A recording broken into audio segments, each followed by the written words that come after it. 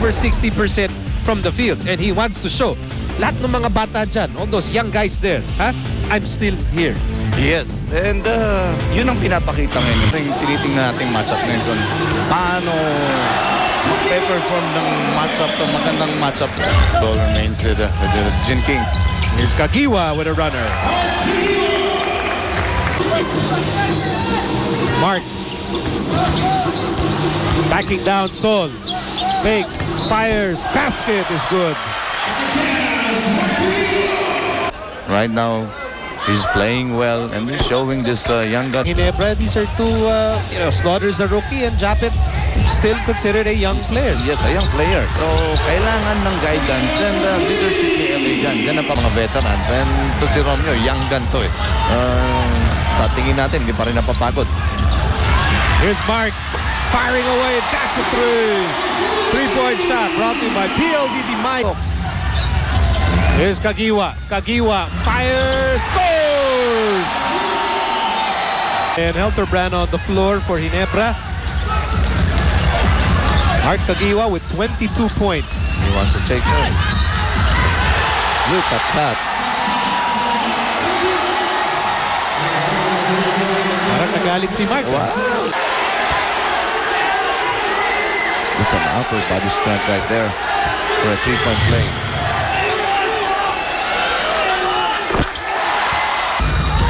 Ginebra still ahead by 5. LA to Mark. Mark fires. Got it!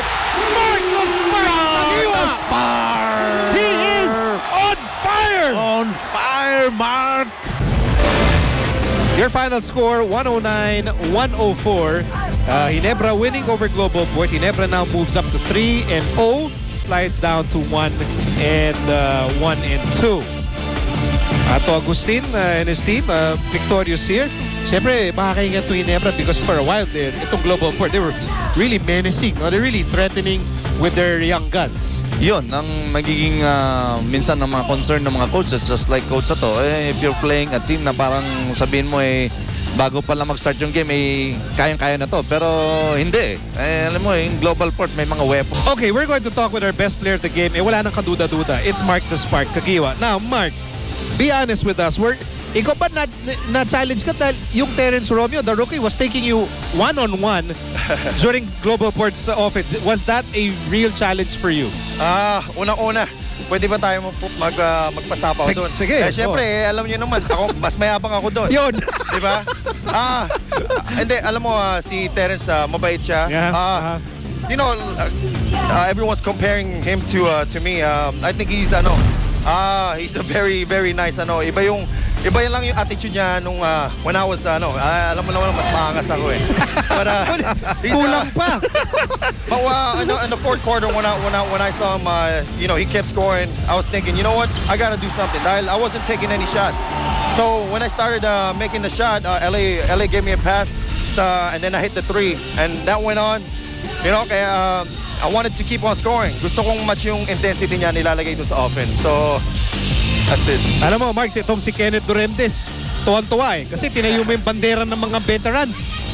Alam mo, for all the 30 and plus years old na sinasabing mga matatanda na, ipakita natin doon sa mga rookies na mas kaya pa natin sumabay sa kanila. Uy, kasama ako dyan, mga diba? 30 plus. Yes, yes. Mabuhay tayo mga 30 plus years old. Kaka-30 lang ni Miko actually, Mark.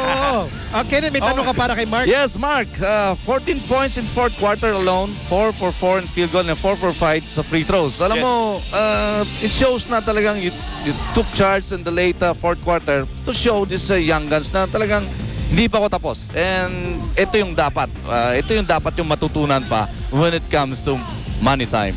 Yes, that's why I wanted to match his scoring. Alam mo naman I'm looking at the scoreboard. I had 15 points and he was already up in the 20s. Siyempre dun lumalabas yung pagka-competitor ko, no. At lalo na hindi mawawala yun. Okay, Mark, siyempre yung fans mo hindi pwede wala kang shout out para sa kanila.